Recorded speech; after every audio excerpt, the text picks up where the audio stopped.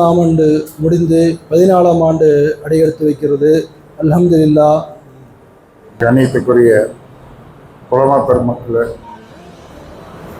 மற்றும் இங்கே வருகிறதற்கும் எல்லா பள்ளி நிர்வாகிகளே, LSJM நிர்வாகிகளே மற்றும் MSJM சேவை செய்யக்கூடிய நண்பர்கள் அனைவர்களுக்கும் என்னுடைய உட்கொண்ட நன்றி தெரிவித்துக் கொள்கிறேன்.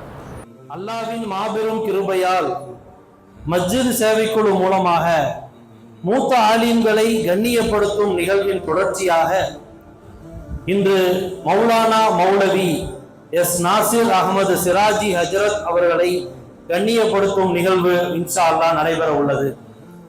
ஹஜ்ரத் அவர்களை பற்றிய ஒரு சிறிய தொகுப்பு. திருப்பூர் அருகே உள்ள வடுகங்காளிபாளையத்தில் பிறந்த நம் ஹஜ்ரத் அவர்கள் தன்னுடைய 10வது வயதில் திருப்பூர் அஸ்ஸிராஜுல் முனீர் அரபிக் கல்லூரியில் சேர்ந்தார்கள். 17வது வயதில், அதாவது 1983ஆம் ஆண்டு ஆலிம் சனது பெற்றார்கள். 1986ஆம் வருடம் ஹிப்சு பட்டத்தையும் பெற்றார்கள். படிப்பை முடித்ததும் கூடலூரில் இமாமத் மற்றும் ஹாபிஸாவாக 7 வருடம் பணியாற்றினார்கள். புத்தூரில் 3 வருடம் இமாமாக பணியாற்றினார்கள். அதன் பிறகு திருப்பூர் பிஎன் ரோடு வளையர் மேட்டுப்பாளையத்தில் உள்ள ஹிதாயத்துல் இஸ்லாம் சுன்னத் ஜமாத் மஸ்ஜிதில் கடந்த 30 வருடமாக இமாமாக பணியாற்றி வருகிறார்கள். திருப்பூர் வட்டார ஜமாத்துல் உலமாவின் செயலாளராக 6 வருடம் பொறுப்பு வைத்துள்ளார்கள். சிராஜிகள் பேரவையின் தலைவராக தற்போது செயலாற்றிக் கொண்டிருக்கிறார்கள். சுமார் 20 வருடங்களுக்கு முன்பாக அமெரிக்கா ஈராக் மீது பொய்யான குற்றச்சாட்டுகளை சுமத்தி போர் தொடுத்த போது அதை கண்டிக்கும் விதமாக திருப்பூரில் நடந்த ஆர்ப்பாட்டத்தில் நம் ஹஜ்ரத் அவர்களின் கண்டன உரை இப்போதும் கூட பலரால் நினைவு கூறப்படுகிறது. சமுதாயத்தின் மீதான ஹஜ்ரத் அவர்களின் அக்கறை இந்த சம்பவம் மூலம் நமக்கு தெரிய வருகிறது.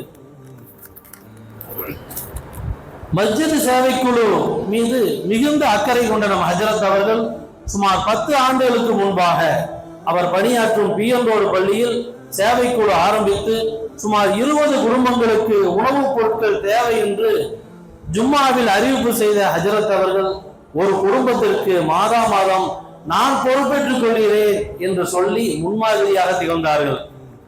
இமாமாக பணியாற்றும் போதும் பொது வாழ்விலும் எல்லா மக்களிடமும் நல்ல முறையில் பழகக்கூடியவர்.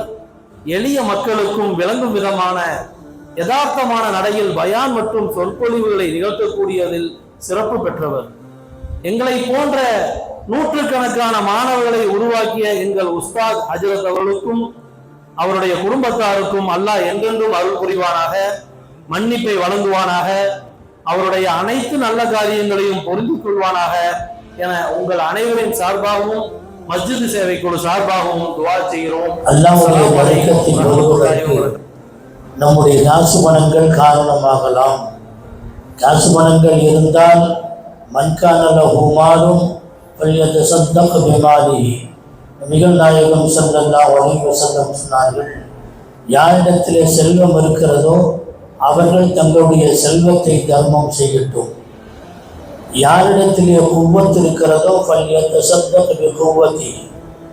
யாரிடத்திலே உடல் வலு இருக்கிறதோ தங்களுடைய உடல் வலுவை பலத்தை அவர்கள் அல்லாஹ்வுக்காக வேண்டி செலவு செய்யட்டும்.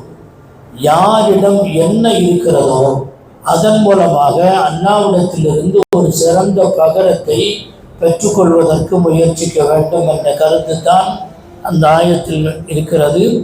யார் செலவு செய்கிறார்களோ